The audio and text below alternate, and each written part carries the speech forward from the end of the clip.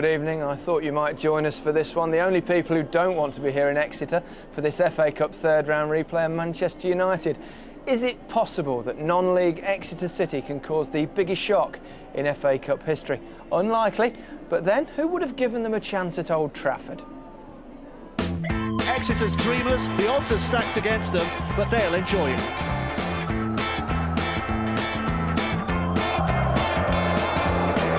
Taylor with the shot, Howard with the save. And it's a good save. Taylor steps up! For a moment we all thought it was in. Here come the cavalry. It's time for the big guns.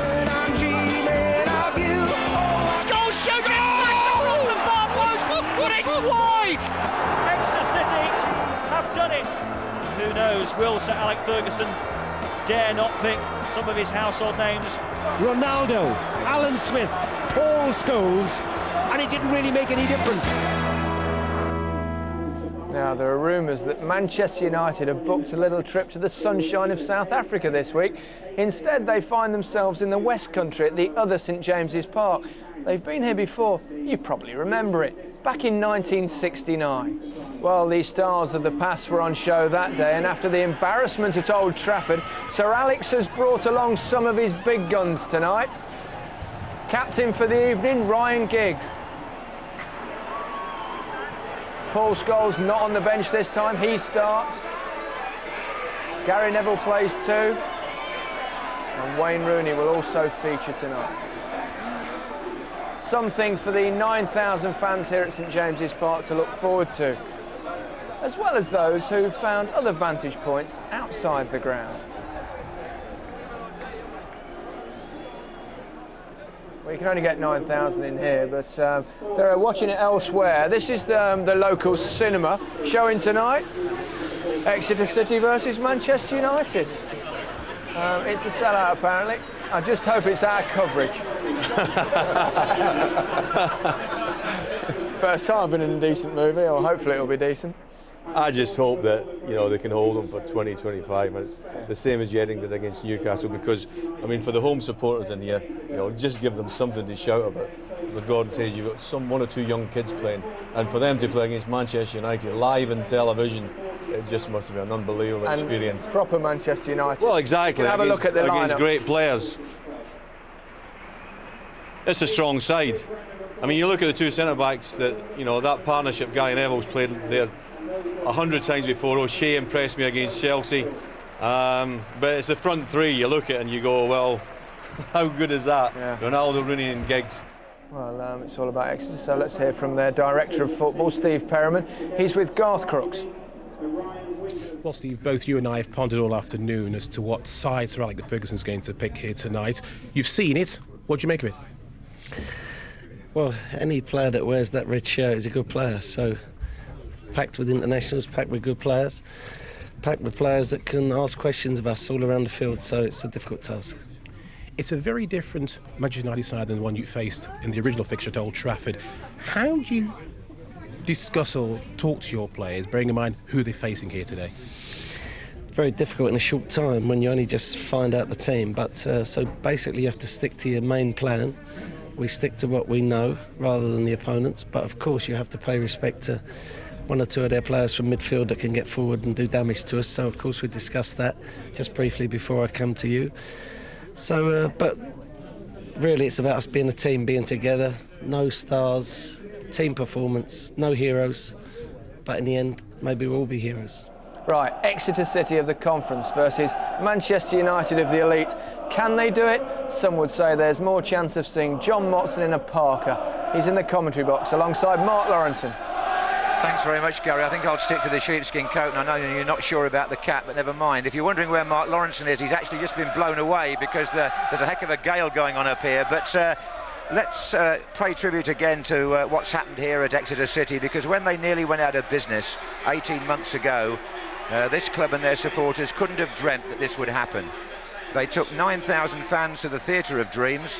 67,000 were there that day, and tonight, as you said, the capacity is 9,000, so there are 7,500 Exeter supporters and 1,500 from Manchester United, and as the teams come out, it could only happen in the FA Cup.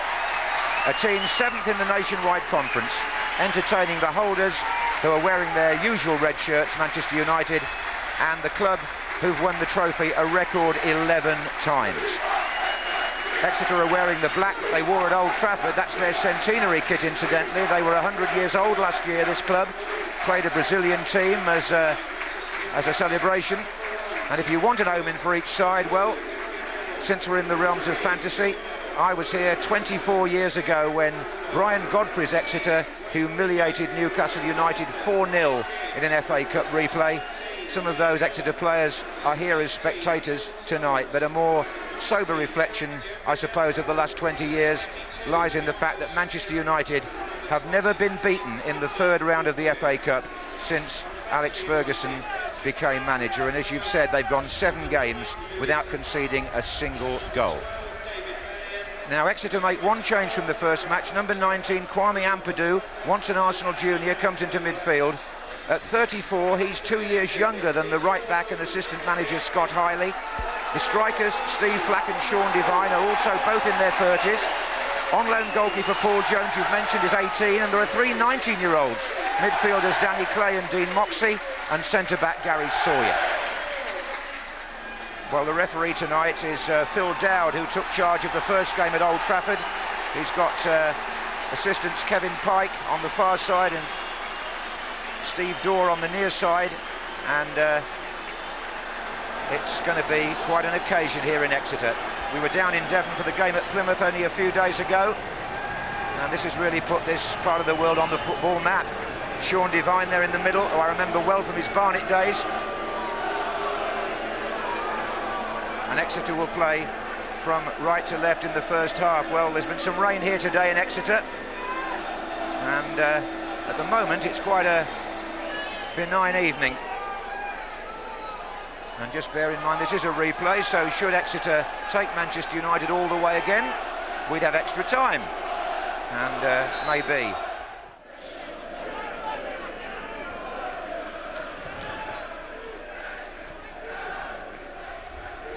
That required a remark, Mark, but never mind. I was just going to say, I hope it's not in the season. Anyway, here's Scholes. And, oh, is Ronaldo in here?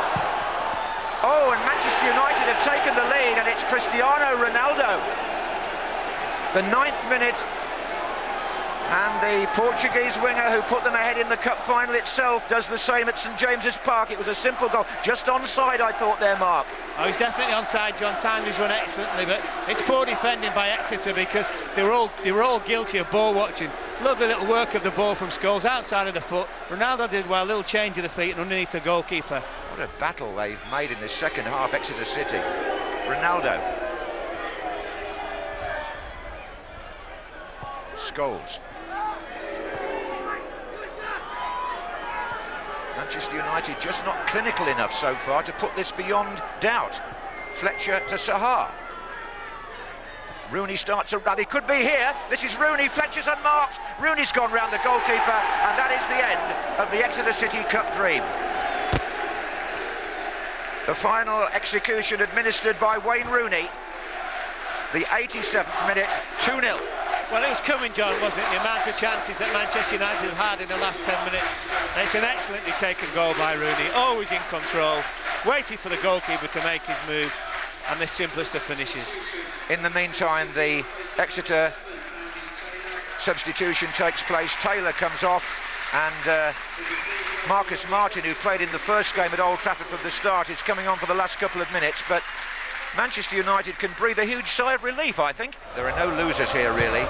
Exeter City have assured themselves of a stable future. Manchester United have moved into the 4th round of the FA Cup, which is familiar ground for their manager, thanks to a goal early on from Ronaldo and one late in the day from Wayne Rooney. It will look comfortable in the morning paper, but there was a period in the second half when Exeter made a real fight of it, and they take great credit for that. Their supporters have had a wonderful time following this 3rd round saga, and there'll be a long and loud ovation for the players as they swap shirts and say their farewells to the international cast who they've stretched all the way.